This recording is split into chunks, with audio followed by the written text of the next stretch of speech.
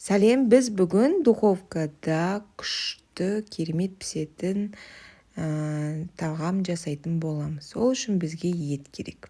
Сиырдың еті, оны біз соломкаға күштілеп тұрып турап аламыз. Бұл тағам бізді духовкада 200 градуста примерно жарты сағат тұрады, сосын кейін 150 градуста примерно 1 сағат болады. Сол кезде общей сложности 1,5 сағат пісетін блюдо. Зато балбырап піседі, еті керемет жұмсақ болып піседі. Кеттік, етті біз соломкамен турап аламыз. Қатты толсты болмау керек, қатты тонкий болмау керек. Одан кейін біз оны маринадтауға кірісеміз.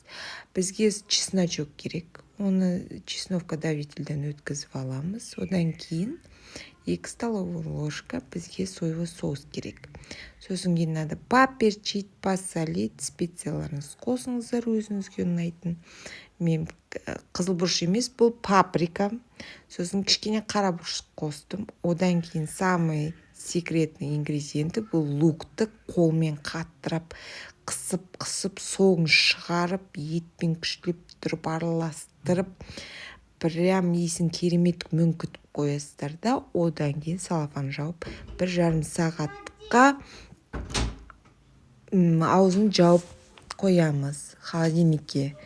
Содан кейін 1,5 сағаттан кейін оны біз арғарай жалғастырамыз. Ол үшін не керек?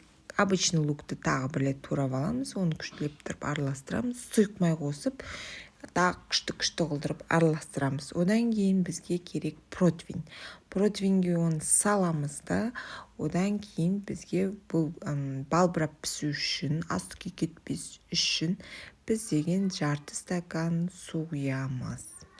Одан кейін жақсылап тұрып тағы кішкене араластырып жібереміз. Жағы тұзы бәрі күшті болып пісінген. В принципе, бұл маринадталған, так что проблем не будет. Аузын жабамыз.